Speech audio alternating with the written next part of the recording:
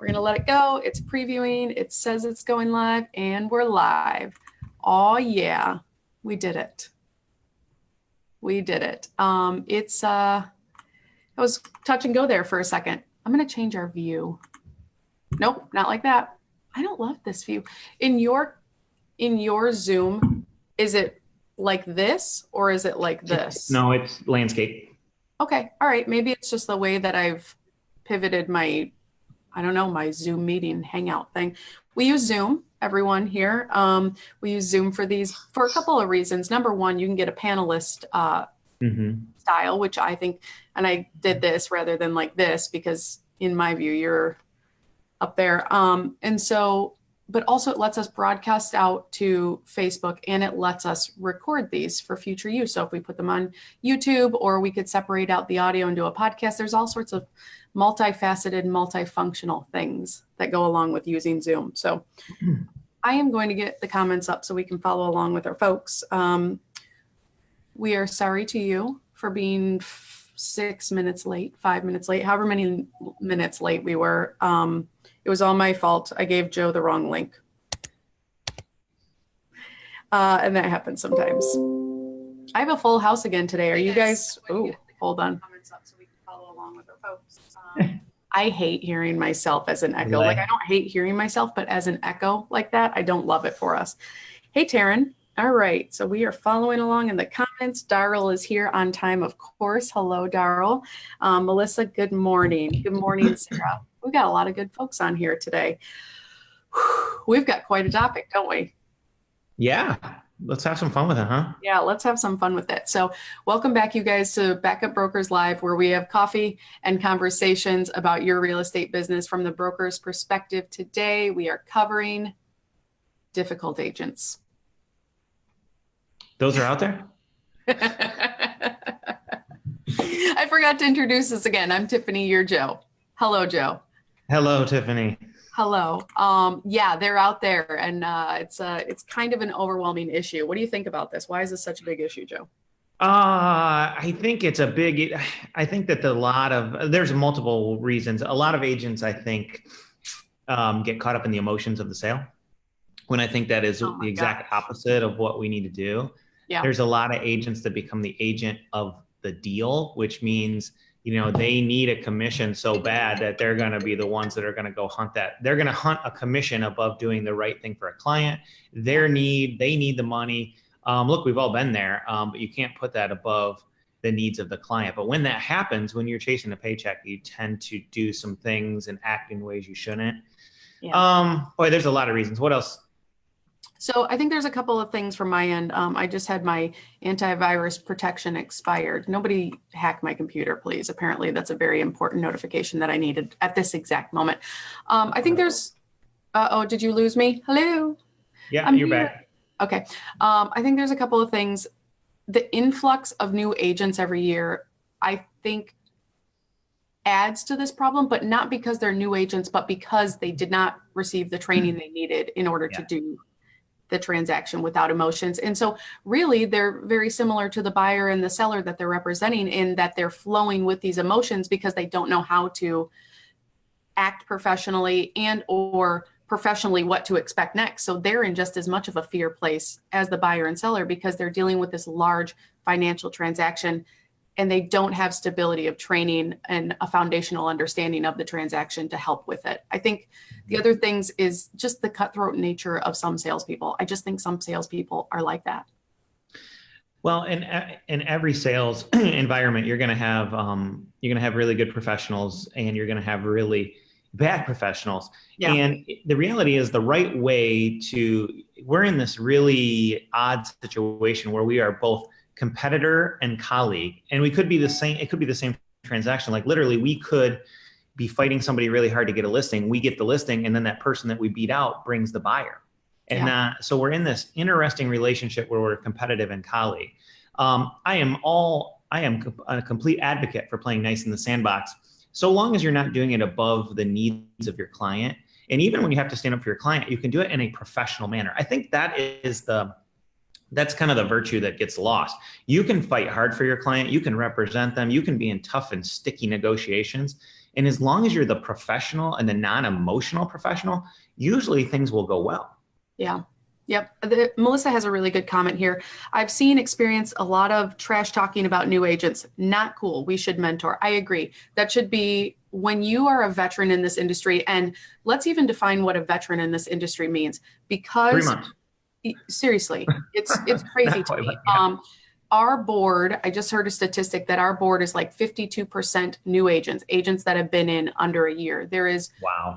yeah, we've talked about this a lot. There is a churn in real estate. That's not what we want for you guys, but it's the truth. There is an in and out process that they're constantly turning over with new agents. And so if you're in this real estate industry over 18 months, you technically are a veteran compared to where everyone else is.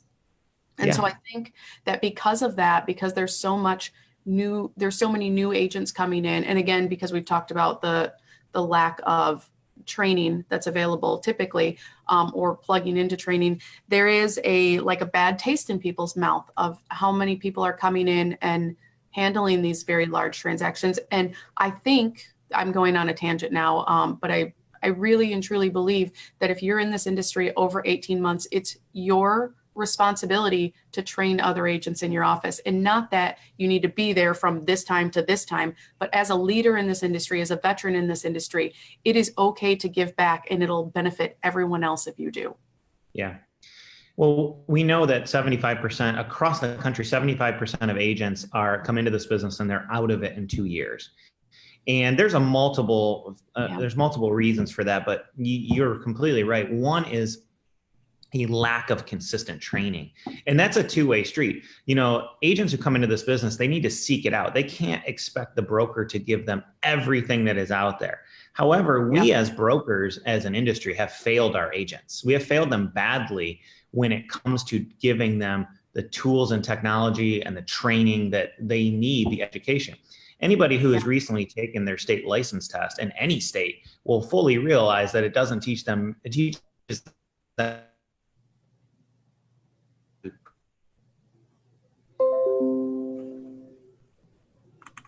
You froze on me. Yeah, sorry, internet's jumping around a little bit. It's this polar whatever. It's not even a vortex anymore. It's the new normal for winter. I watched The Day After Tomorrow. Sorry, I'm going on another tangent. And I was like, this is my new normal. This is what I have to deal with all the time. People all over my town are losing power. So I'm not surprised that there are internet issues today. And I thank all of you for being patient with us while we're dealing with that. Did your children have school today? No. Moms across the state of Michigan are going crazy. Do you see my eyeballs right now? I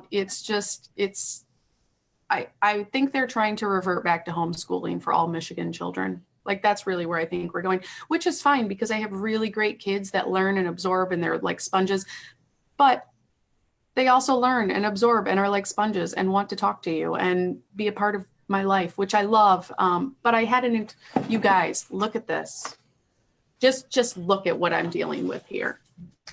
I was so excited yesterday. I'm like, the kids are going back to school. I'm going to make my to-do list. Look, I made an entire page of to-do lists. You see that? You see how many boxes actually got ticked? Yeah. Snow days. Maybe you'll get that done on Monday. I don't believe it. I don't know. No, I'm not going to get it done on Monday because I'm traveling an hour and a half away.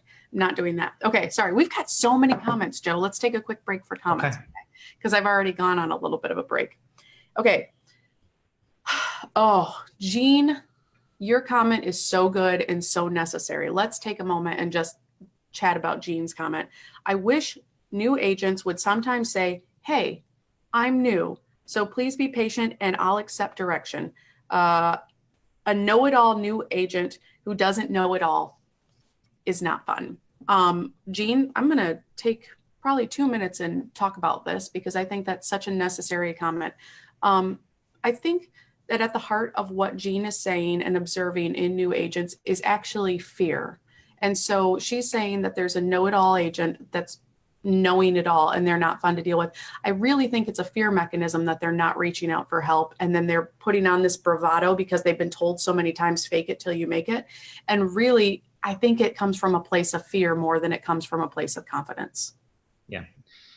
Yeah, I would agree. I also think that new agents don't know what they don't know. And some of them are at offices and brokerages that just don't have training, and they feel, you walk into an office where people are busy, they're doing their thing. I think there's a lot of new agents that don't want to bother a busy agent. And the truth of the matter is they shouldn't have to. You need to be in a place that offers you consistent training.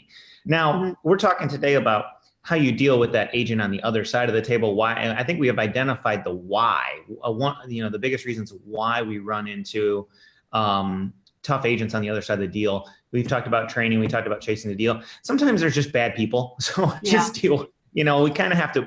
We need to be above it. We need to do what's right for our client. So I want to talk about, maybe a few strategies to deal, when you do run into a difficult client. So I'll let you start. What is like your best one or two strategies to deal with a difficult agent when you're in the midst of a transaction? Yeah. So when I'm in the midst of a transaction, I have a couple of different scenarios we can go down, but my best strategies for dealing with the difficult agent is to be upfront in the expectations of what I'm communicating, and then also have a written plan of what I want to accomplish in that communication with that difficult agent. So what I will do is sit down, get with myself, because if I'm already on an energy high or an emotional high or whatever, I don't need to be talking to that person at that moment, especially if I know that they're difficult to deal with. And so what I will do is I will sit down, I will get myself all right. I'll take my cup of coffee. You know how I love coffee. Did I freeze? You're good. Okay. I'll take a minute and then I'll write down exactly what I need to accomplish in that call, as well as a proposed solution if it's bad news that I have to deal with, so that I have some mechanism to go back to. And then I will make sure, if I'm feeling elevated, I'll take a deep breath, like a really good belly expanding breath, so that I don't go up and down the emotional roller coaster with them in that conversation. I love it. Yeah. What do you got? Well, I think when we get attacked unfairly, which happens with with a difficult agent sometimes, when they attack us for actions that have happened in the transaction, human nature is to become defensive, right? Yeah. It's just everybody does it. You feel it kind of like well up in your belly, and it's like you want to reach out and smack them, at least verbally, right? And I will tell you from experience, it's not the right solution. It's really not. Now, you don't need to take it either. We don't need to take this kind of behavior. So I think when you're in a situation that becomes very tenuous, don't feel like you have to respond to that emotional conversation and that ire that is being raised. I would much rather see agents say, I understand where you're coming from. I need a little bit of time to process this. I will be back in touch with you when the emotions slow down a little bit. Yeah. And call them back an hour later. Solution. You don't even need to say when the emotions slow down a little bit if you don't want to poke at that agent. Just when I have a proposed solution, when I think about this a little bit longer, when I check in with my broker, whatever the thing is. Exactly. Go ahead. Sorry. No, go ahead. Okay. I think it's important to acknowledge that sometimes difficult agents on the other side of the transaction are actually agents that are decent, but they've maybe taken on a crazy client that then is swaying them back and forth. Yeah, that's exactly right. And the truth of the matter is, it's not fair for them to give that to you. Yeah. And you also have to be careful that you don't then transfer that emotion to your client. That's one of the worst things that we can do. We don't want to play buyers and sellers against each other, or we don't want to make the other agent look like the bad guy. It is not the right thing to do. The right thing to do is to stay above that fray, be the marionette and get the thing done, right? Yeah. Be the non-emotional person that gets it done. Yep, I agree.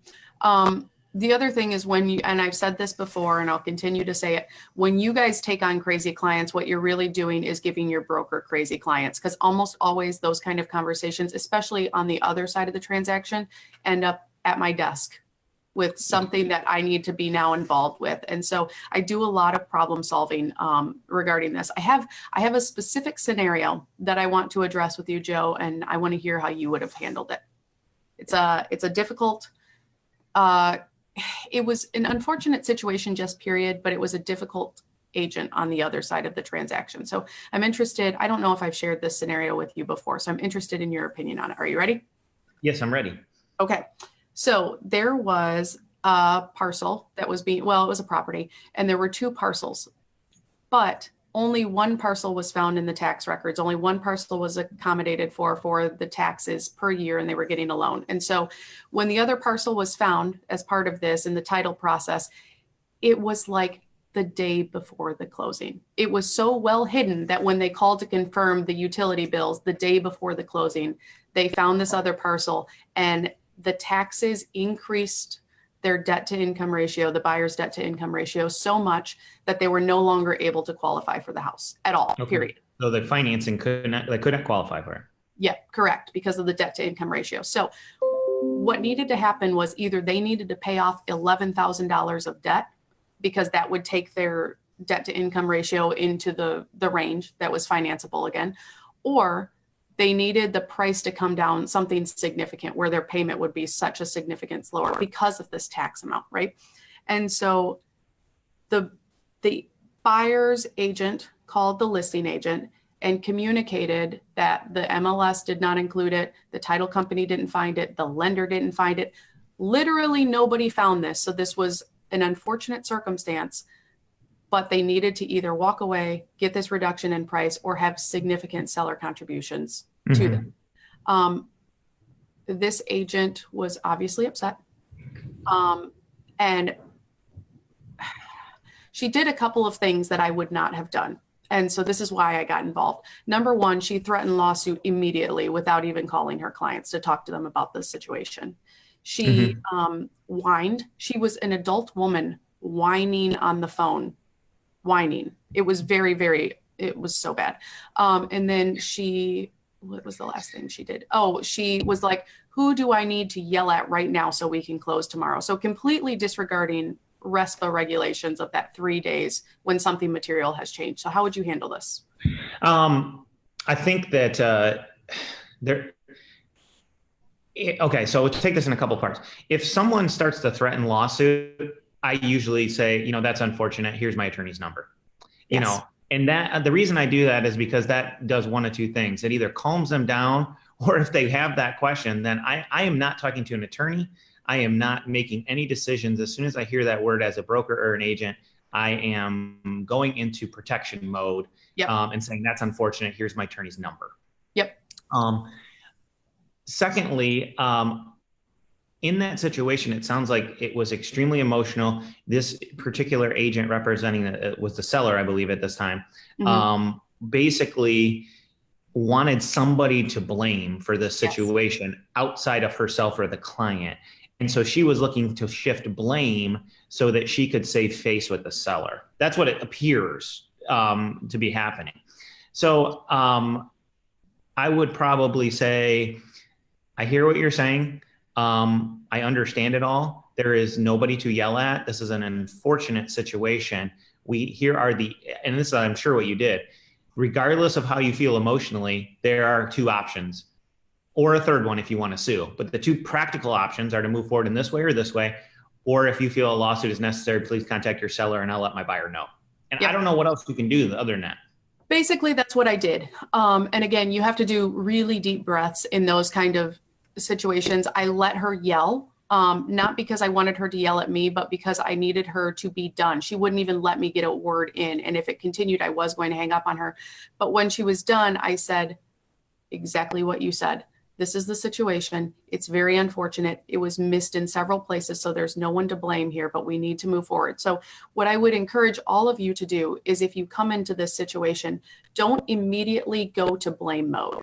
Go to, I don't care how this came about. This is the reality of our situation right now, and we need to find a path forward. So when people come to me with issues, I don't care who's to blame at that moment. The fact is, we're in this issue together. We came to this place. We're in this place together at this exact moment. And we need to figure out what our client wants, what their client wants, and what's feasible and within regulations to move forward. Yeah. And there's some situations, a lot of situations that we can't control. And I think sometimes agents and clients forget that. Another little example is we had one of my agents was representing a buyer, and towards the end of the transaction, unfortunately, the buyer got a denial notification from the lender, really like towards the end, which is a really crummy situation for everybody. The buyer wanted to buy the house. Obviously, the seller wanted to sign it or sell it. This seller found my direct number and called me, and he wanted to talk to me about the situation, left me a voicemail. I left him a voicemail back that said, I'm sorry, our brokerage, our firm represents the buyer. I can't discuss anything with you. And he took to social media and did not like that. But the Yeah, reality is we have to stand our ground in certain places. Like there is not by law, I couldn't talk to that buyer at all. I mean, that is not our role. So there's certain situations you just got to stand your ground, but you do it professionally. right. One other thing I want to address, I think we as agents take way too much crap from our clients and other agents. Yep. And there is a time to listen, and there is a time to shut down the behavior. And if your client or another agent is berating you, swearing at you, dressing you down, basically, you do not need to take that. And we take way too much. A simple dialogue would be something similar to this. I learned this from a founder of our company, Dennis, and he says, I don't know why you ever thought you could talk to me that way, but you cannot. If you would like to talk about this in 30 minutes when you calm down, I will be available. And you hang up the phone. And you can have that dialogue with your client and with an agent. And guess what? Almost every time you do that, they will either apologize or they realize the mistakes they're making. And if they don't, that's their problem. Yep. Yeah, you're absolutely right. There's no reason why you should be taking that at all. And if it gets to the point where it doesn't stop, but you're already under contract, you can take that to your broker to start having communication at a brokerage level. Otherwise, fire those people. You guys, you don't have to take it. You don't have to. Yeah. It's really, not only is it liberating, it's the right thing to do. Yeah. Because I'm sure you've had those clients before that you're like, oh no, it'll be fine. I'll just deal with this. It's the commission. We'll get it closed. Yeah. Right. Yeah. It's not fine. It's not going to be fine. It has to be fun. It has to be fun. And now they have to be fired. So that's the deal about that. Okay. Emotions can get very, very high. What do you do to mitigate that, to not be swayed? What kind of tactics do you have? I think it's honestly, I think it all comes down to being the patient one and being the rational one. And here's my favorite thing. I get a conversation or I'm in a situation where you can feel your emotions rise. You can get angry, you can get upset, whatever that is. I like to not answer then. I like to calm down. I like to go for me personally, I go for like a 10 or 20 minute walk or jog or exercise, and it completely clears my mind. I can think clearly. I'm much more rational. So whatever that is for you guys, if it's a walk, if it's meditation, if it's turn on your favorite show for 15 minutes, if it's listen to a podcast, listen to your favorite song, there's got to be something that takes you out of that fight and flight mode that lets you think rationally. Yeah, I completely agree. You cannot be reactionary in these conversations. The very first thing that I would do every single day really is to spend some time with yourself in a quiet place, just getting your mind right for the day so that you're not running like a crazy person around reacting to every single situation. You're not being reactive. You're not turning on your phone and responding to emails the second you wake up. You're at least giving yourself the grace of that moment so that you're in control of your day. The same thing for these conversations. You need to not be in the flight or fight mode. You need to not be reactionary to the situation or emotional to the situation. The best way that you make decisions is unemotionally. And silence is okay. A pause is okay. A deep breath is okay. And getting off the phone and coming back later is okay. And especially if it's a financial, legal, or some kind of contractual thing, I wouldn't even have that conversation verbally at all, period, with that difficult agent. I would follow it up with an email or even start having emails and copying your brokers. And a great tactic to do that, to get off the phone, is, like you said earlier, you know what, I need to speak with my broker about this. Or I can't have an intelligent conversation about this until I look at the contract. Or I need to speak with my client about that. Use some different tactics that are all truthful to get off the phone, decompress yourself and make some rational decisions for your clients. Yeah. Blame me. That's fine. As the broker. Blame me. Tiffany. Blame me. It's fine. Just blame Tiffany. That's also fine. I tell people that all the time. We have got some really good comments. Hold on a second. We got to go back up. Okay, I'm still considered a new agent in the last deal I did. The buyer's agent kept referring to me as a newer agent, and I'm not sure why. I'm over 3 years in the business now and had no issues. I don't care how you feel about Nancy Pelosi. I'm not even going to share how I feel about Nancy Pelosi. But the very Please. best meme, you don't know where I'm going with this, do you? No, no clue. The very best meme, Natasha, that was a great comment, that I saw in the last 2 days is her like this, like doing that clapping thing for Donald Trump. And she's like, when somebody tells me they've been in the business for 30 years.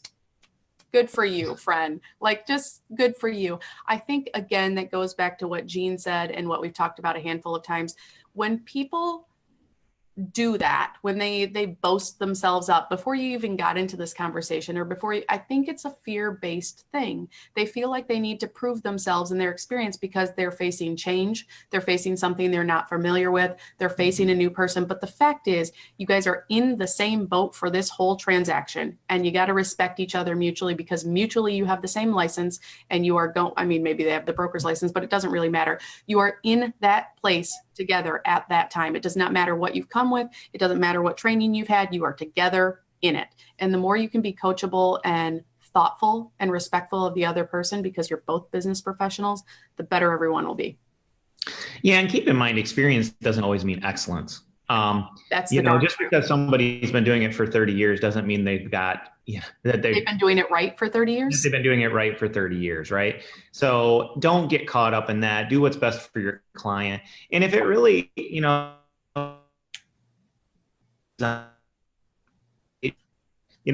agent, why are you doing that? Just do it very conversationally. Yeah. Yep. I agree. All right. Let's see. Dana says she couldn't find us. You found us now. I'm glad to see that. 3 years is not a new agent. I agree. Over 18 months, you're a veteran, guys. Okay. Melissa, we are really far back in the comments. Melissa says, I'm going to Costco after this meeting, my meeting this afternoon. Say the word and I'll drop off some wine. Thank you, friend. She lives right around the corner from me, and Costco is really right around the corner from me. So I think are you looking, is it like a gallon of white wine type of day?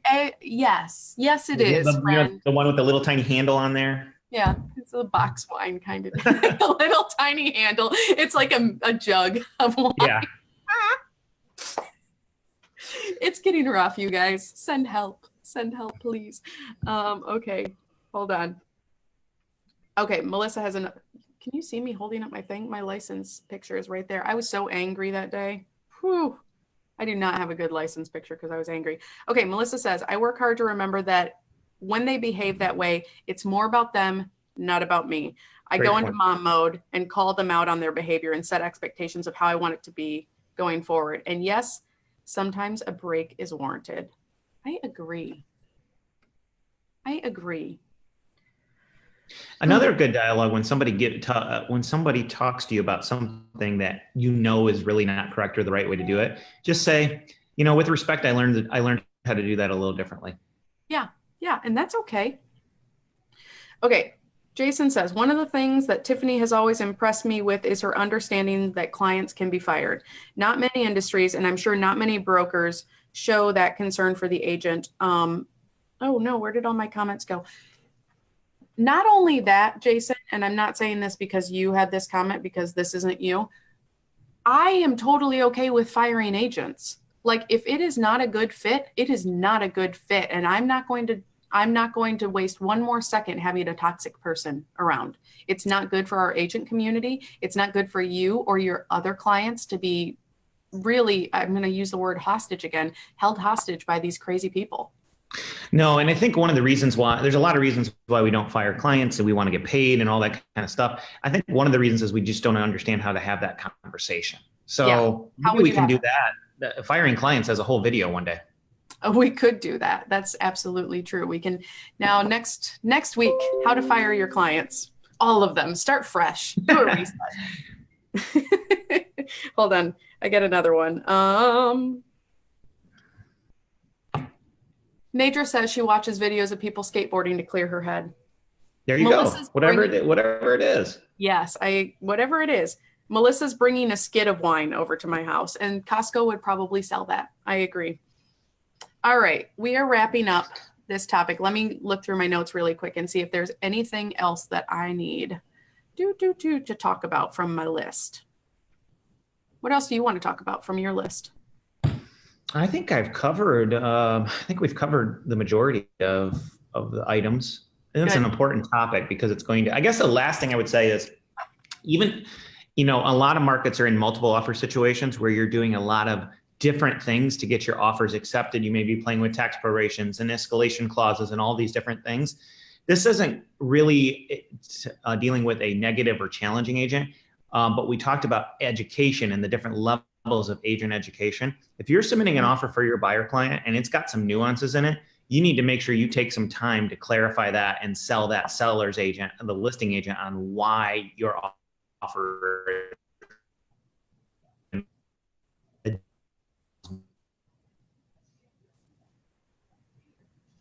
You cut out for me, but I think you were talking about making sure that the communication is clear for offers. Sorry.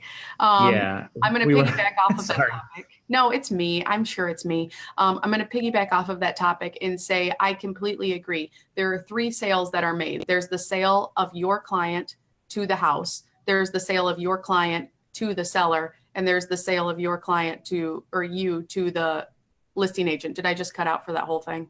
No, I think you're good. Okay, cool. So what I have taught our agents before, and what I even linked on this group's resources page, is an offer cover letter. I really encourage you guys to all submit an offer cover letter that sets the professional tone right up front. You've got, thank you so much. I'm happy to present this offer on behalf of our clients. Here are the details of the offer you need to know. Contact me with any questions, blah, blah, blah, signature. And then on the other side is the list of exactly who you're working with for this transaction. The title company, the lender, the home inspector, and your details. Mm-hmm. And right away, you are setting the professional expectation and then keeping clear and concise communication. Like every Monday, I would call the other side and be like, how are we doing over there? Here's mm-hmm. where we're at. You're just right away being a professional, and that sets everybody up for success. I agree, 100%. Yep. Okay. Well, thank you, Joe, for your time this morning. Fun as always. I love these. These are a lot of fun. Thank you guys for joining us. If you have any additional questions, please tag us below and we're more than happy to answer them. Otherwise, you guys enjoy the rest of your week and your weekend. All right. Have a good one. Bye. You too. Bye.